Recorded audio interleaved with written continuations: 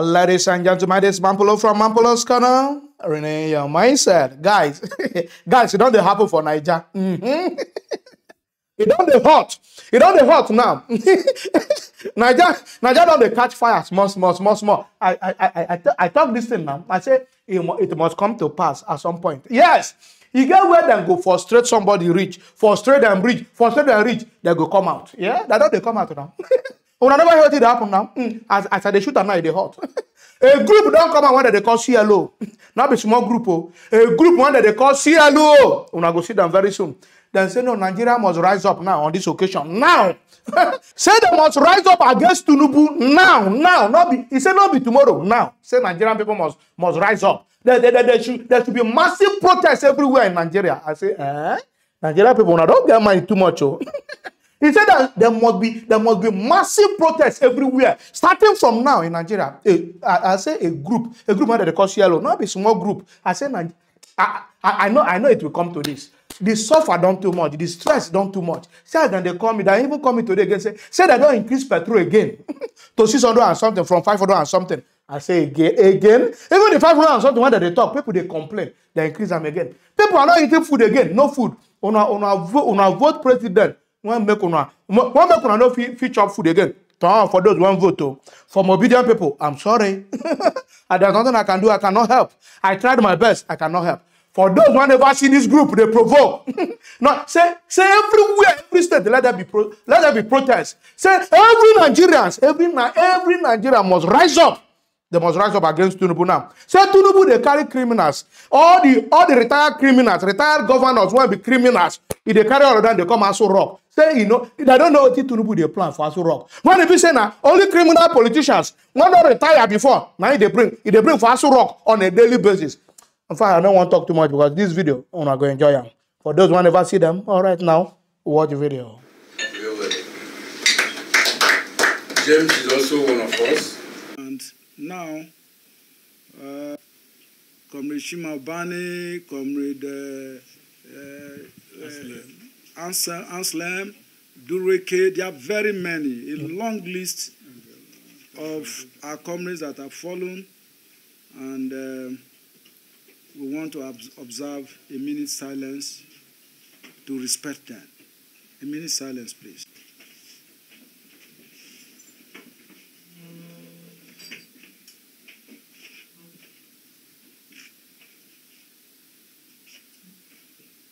Ex-convicts parading at the presidential villa with the sinister agenda to determine the fate of Nigerians with the purpose of derailing democracy.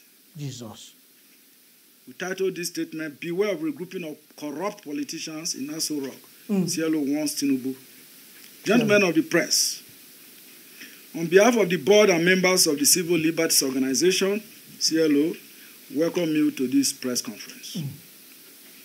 We are all witnesses to how Nigeria, our very dear country, which holds so much promises, yes, as a global leader at independence, on October 1, 1960, has been destroyed by successive leaders. Oh. The founding fathers of Nigeria from the north and south had great dreams, and they patriotically laid good foundation for a great country. Yes. The military forcefully took over power through a number of coups d'etats and began the process of the neutralization of Nigeria. Through determination and spilling of the blood of innocent citizens, the civil societies, the media, and other patriotic Nigerians were able to chase the military out of power, culminating in the historic return to civilian rule in 1999. It's all right.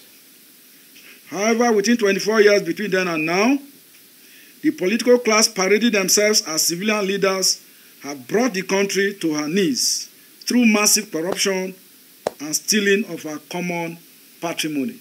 Oh. Nigeria is now officially rated as the poverty capital of the world, one of the most corrupt countries, a safe haven for bandits and terrorists, Jesus. A country with so much oil and gas resources but imports few, 4 moribund and dead refineries that got billions of dollars in turnaround maintenance, which is a conduit pipe for stealing public funds by every new government. Nigeria is now a comfortable environment and destination for all manners of criminal enterprise to thrive. Jesus. The implication of poor and inept management of the country is supported by the recent report by the Debt Management Office, which disclosed that Nigeria's total foreign debt for the period ending March 31st, 2023, just recently, has risen to 49.85 trillion naira. Jesus. That's approximately $108.30 billion from 46.26 trillion naira as at December 21st, 2022. Amidst these humiliating setbacks, the civilian rulers of Nigeria have perfected the act of impunity, where they regard the military-imposed constitution as a mere document that can only be obeyed by the poor. The CLO is appalled by the recent development in the country, where in June, a former governor of Delta State, indicted for corruption, led Governor Seyi Makinde of Oyo State and former Governor Nyesom Wike of Rivers State to visit President Bola Ahmed Tinubu in Aso Rock presidential villa. Ibori, a member of the People's Democratic Party, was in office when Tinubu was governor of Lagos State between 1999 and 2007. Ibori. And on July 12, former Governor Lucky Igbenedion of Edo State, who was also indicted for corruption but took advantage of a plea bargain to escape jail, was among more than 20 former governors, including Ibori, who visited Tinubu at the presidential villa. Oh. Apart from the few good ones among them, many of these governors who hid under an amorphous nom de guerre class of 99 were notorious for setting the template for the massive corruption in the country by fleecing their states and stashing the looted funds in foreign bank accounts. While briefing journalists on behalf of the class of 99, Igbenedion has said the visit was to assure Mr. Tinubu of their support and cooperation. You mean We met, according to him, we met the president as a colleague governor that laid the foundation of the current democracy in Nigeria in 1999, which has continued to be strengthened up to today. Igbenedion claimed that they went to congratulate Tinubu on his election and to thank him for appointing one of them, George Akume, as the secretary to the government of the Federation. Oh dear. He further claimed that they spoke about security, electricity supply to Nigerians, which they said were key factors in the development of any economy, with Mr. Tinubu assuring them of the administration's preparedness to tackle the issues headlong. But like many Nigerians, we in the CLO are not deceived by the regrouping of these former governors who are now shedding crocodile tears over the state of anomy in the country. They had 8 years in office and some of them went to the Senate. What did they do? Nothing. They continued in their old ways. Looting. And what manner of support would they be giving to Tinubu beyond an arrangement to accommodate them in the underdevelopment of the country? In looting process. The case of James Onanife Ibori, a former governor of Delta State from 1999 to 2007, is more rankling. Yes. He is officially the only former governor who was jailed in a foreign country. Jesus. He was in 2012 sentenced to 13 years in prison for money laundering by a court in the United Kingdom. Ibori fled Nigeria in April 2010 while answering to corruption charges, forcing the Economic and Financial Crimes Commission to enlist the help of the Interpol to apprehend him in Dubai, oh dear, United Arab Emirates, and extradited him to the UK, where a case of massive corruption and money laundering had built up against him. Oh dear. He served only 4 years out of the 13-year sentence handed by the UK court and was released from jail in 2016.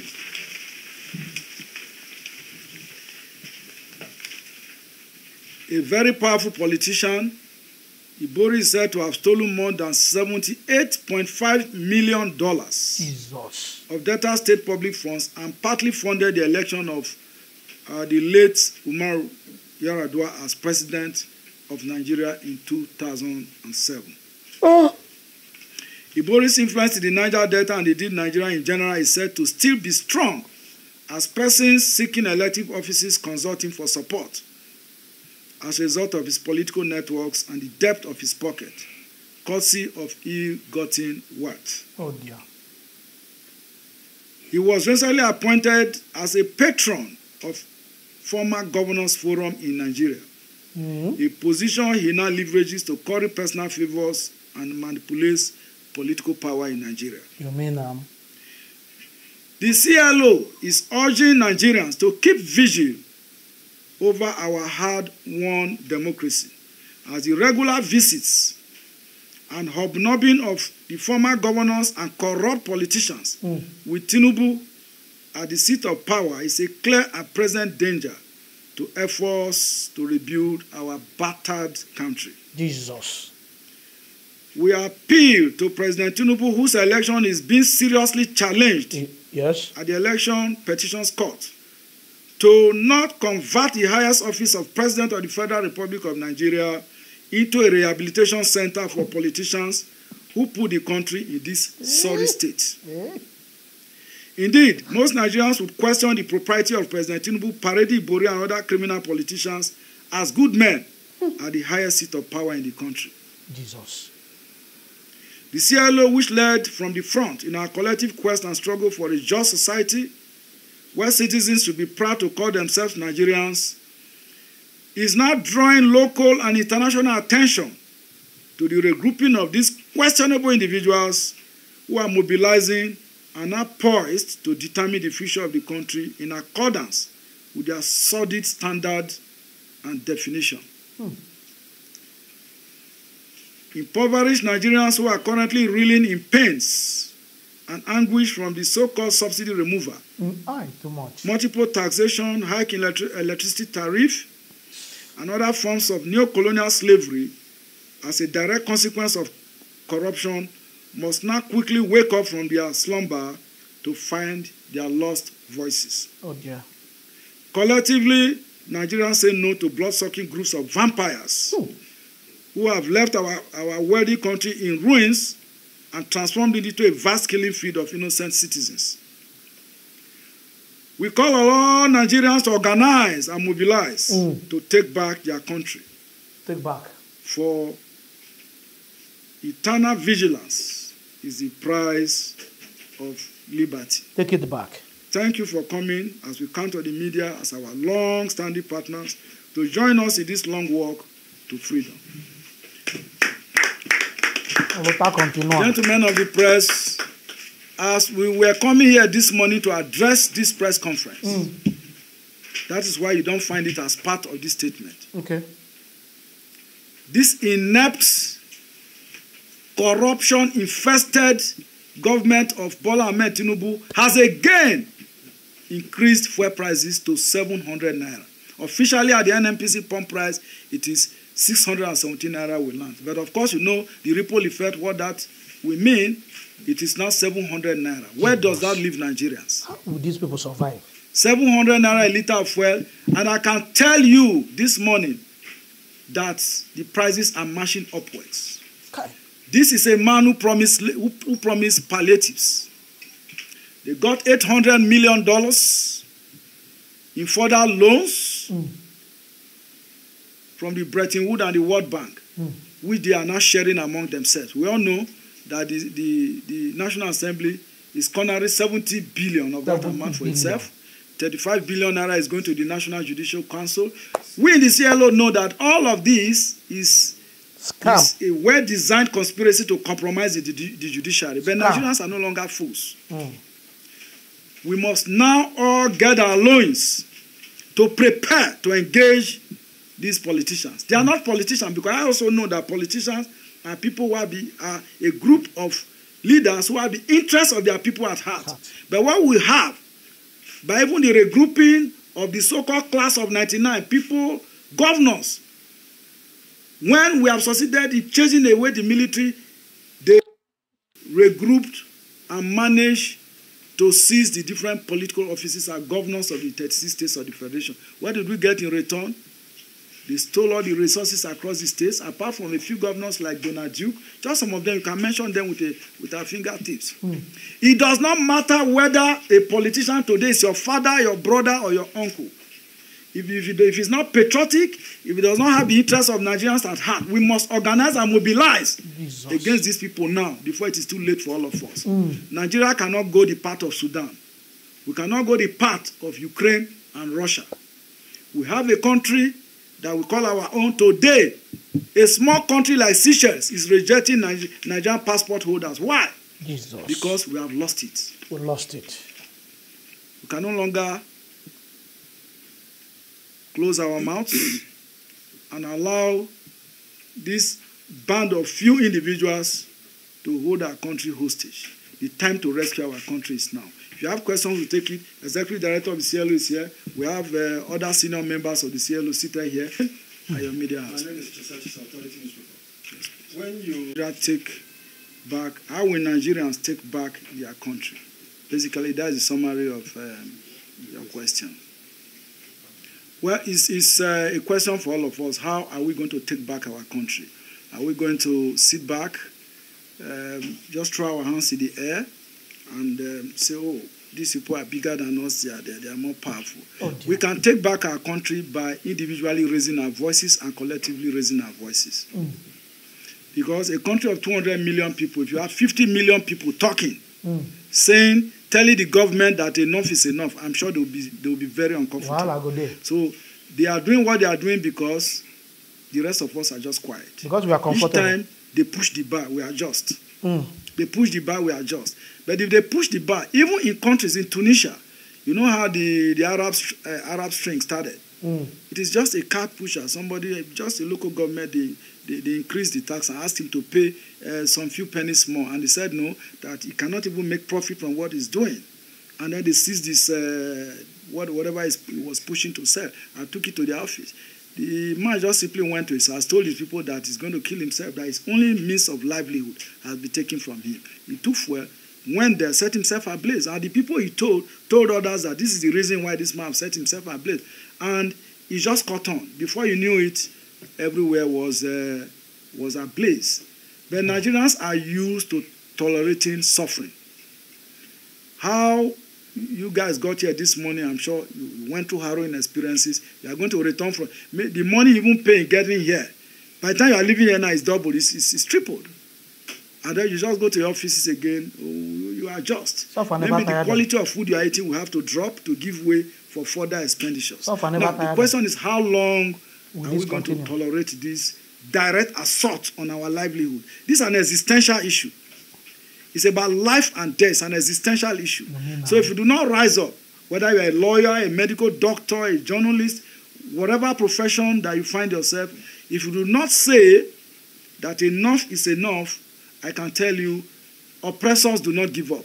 The only language oppressors understand is a stronger force of resistance. When that comes, the CLO is not going to negotiate with them. We're not going to hold any meeting with anybody. We are going to continue what we are doing. We have a tradition. The CLO have a tradition of resisting obnoxious and oppressive policies. And we are not going to hold meetings. CLO has never held meeting with any government. Whether you are a governor or you are president, we have never had that tradition of, we monitor the process of governance under our governance and democracy program. Once we see that the policies that is being pushed out by any government, whether at the national or subnational level, is anti-people, we confront it. That's our strategy. And so, for us to confront it, we need to also educate Nigerians, inform Nigerians that this is now the path to follow. When Tinubu came on May 29, he gave an address where on that day he said he was taking up fuel subsidy. And the thing opened debates. You know, we were watching as an organization how and what strategies Nigerians will adopt in dealing with that. Nigerians simply adjusted. We have a duty as a human rights organization. We don't just say we are a civil society organization. We are a human rights organization. And the right to life is inherent, is inalienable, is given by God. So when government push policies that seems to push you into extinction, you have a right to resist. It is within the ambits of the law for you to to resist using every legal means at your disposal. The truth is, if this morning we can find 500 Nigerians who will go to the gate of the National Assembly and sit down on the floor, that nobody's going to come out and go out. Even if you shoot and kill, they will be tired of killing. That's protest. We all know what happened at the Tiananmen Square in China in 1989 or so, where the Chinese army, the People's Army of China, were using armored cars to crush the Chinese who embarked on peaceful protests. It is on record that they crushed 50,000 Chinese. Jesus. And that was what brought about the Chinese, the quote and unquote, the My Chinese Revolution that have brought China today as a world power. So if people think you can sit back, you can relax, and use your small salary to be adjusting, the scale, you adjust such that the scale itself will overshoot. So we know where to. I think we are now at that point. You don't read. In time. And that is the kind of message we will be passing out. Somebody cannot be giving you peanuts, then you sell your birthright for a pot of soup. It's all right. During the struggle against the military rule, the radical student movement was there. It was not only the civil rights organizations. The radical labor movement was there. The radical media was there. This man was one of the editors in the Insider Weekly. We saw what happened at Yoruba when they invaded the office and got all of them and imprisoned them. The same thing with him. He was a consistent visitor to the prisons and detention camps. In Enugu, I was arrested at the Adoration Center, where I went to share anti-Abacha leaflets. Lectured and handcuffed and kept in detention for 33 days. The day Abacha died was the day he gave instruction to us for us to be brought to Abuja. Dr. Tomanko, Professor Denta Udenta, Alex Haitalomo, the PA to late Nahoro, and Barrister Benedict Ezago. We were in government house in Enugu when Abacha died. You mean now? That is the intervention of God, not our own power. Then we have the international community. There was a time Oshomole was backing that he would remove the president of Senate and his vice from office, whether by crooks or hook or whatever. We did a letter to the international community, all the embassies here, and the European Union. And they warned Asorok and Oshomole. And you saw that he kept quiet until they served out. When you keep silence in the face of tyranny, you suffer it. Yes. But when you confront the siege, you get freedom. That's right. So there's nothing that will stop us from engaging this class of Nigerians. So tell them, look, we have no society to live. If we don't do something now, we are in trouble.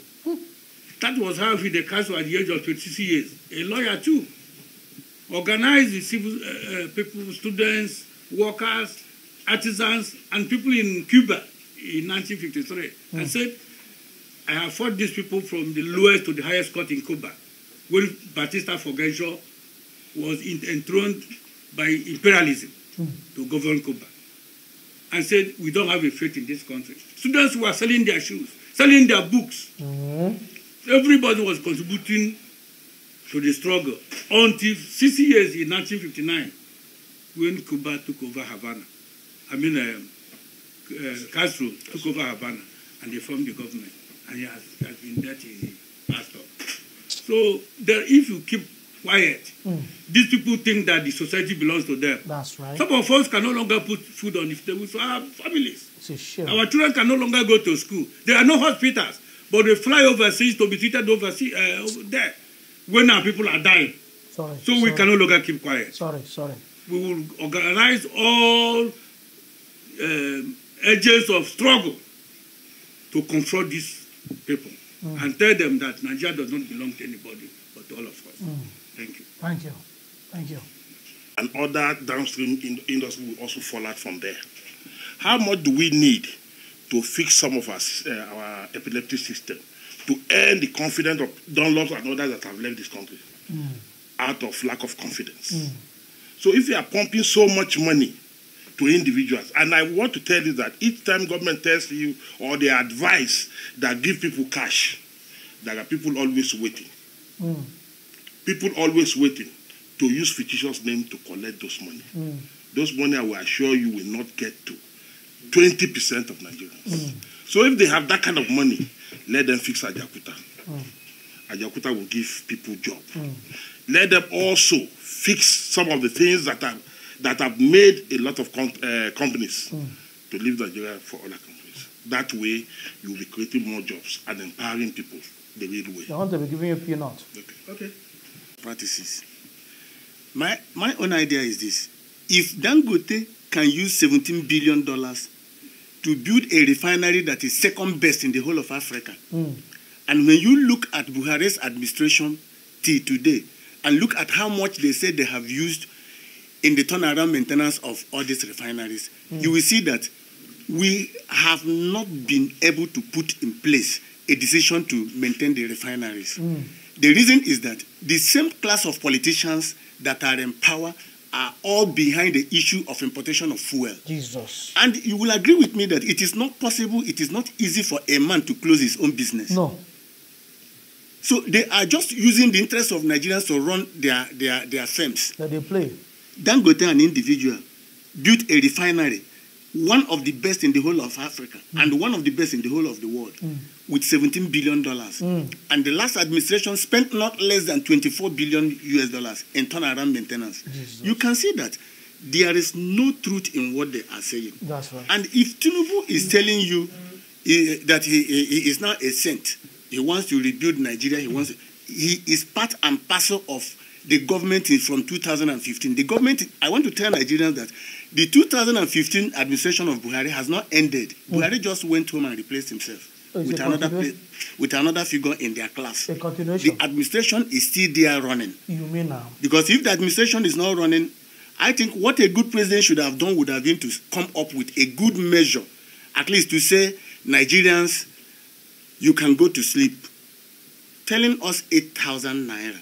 We are all Nigerians. We know the cost of living in Nigeria. 8,000 naira. 8,000 naira in 6 months, they say they are going to pay. It's for 8,000. No? A month. 8,000. So just tell me, let us be true to ourselves. What can 48,000 naira do to a family or to an individual who doesn't have a wife in a week? Not to talk of in 6 months. So all these things are diversionary policies that cannot help Nigerians. They are just doing it, playing on the intelligence of Nigerians, because people are keeping quiet. Like our statement says, vigilance must be applied. If we are moving forward, we must be vigilant. And CLO, we are now standing, asking Nigerians to come and join us, because we don't have any other place to call our country than Nigeria. We can't run to any other place. And if anybody is thinking that maybe what has been happening will continue to happen now, I want to advise the person that the person is dreaming, the person is sleeping. Let the person try and wake up, because it can be business as usual. It can continue. Right. Thank you. Thank you. Thank you very much, guys. When I don't see the video, I knew that it was going to come up to this point. I knew. Because the kind of call one they get from Niger, the kind of suffer, especially on this petrol, on this fuel issue. People, they suffer. The recent news when I hear say many people want to get two cars, 1 car, 3 cars. They are not even selling their cars. They are selling it. They say they cannot drive it. Why are they having it? Why can't they sell their car to use it to eat? People are selling their cars to feed because they can't buy petrol. What is the essence of the car? They can't drive it. People, Nigerians are now in a state of quagmire. In a state of despondency, in a state of in a state of anekakonity. Nah. I don't want to continue with this kind of BB grammar because I the verse here. Now they use where people they verse they speak English. You know they enter well because una never see them. For those ones say Jagaban, I think all of una get una petrol station now. Different petrol station when they give una petrol, abi. And you'll be surprised. All of them want to go for the Jagaban. Una don't sell una motor finish. Some of una don't go about the battery head of una motor because una the driver again. I want una now. I tell una say if una start to dey cry, I gotta use una dey create content here. I don't want una. I don't talk am. I talk am. I don't want to talk too much. Una don't hear the finish. Guys, if you love what I'm doing here, don't forget to subscribe to my YouTube channel. Follow me on Facebook and Instagram and Twitter. Even on TikTok. All of my followers gonna love, guys. Peace out.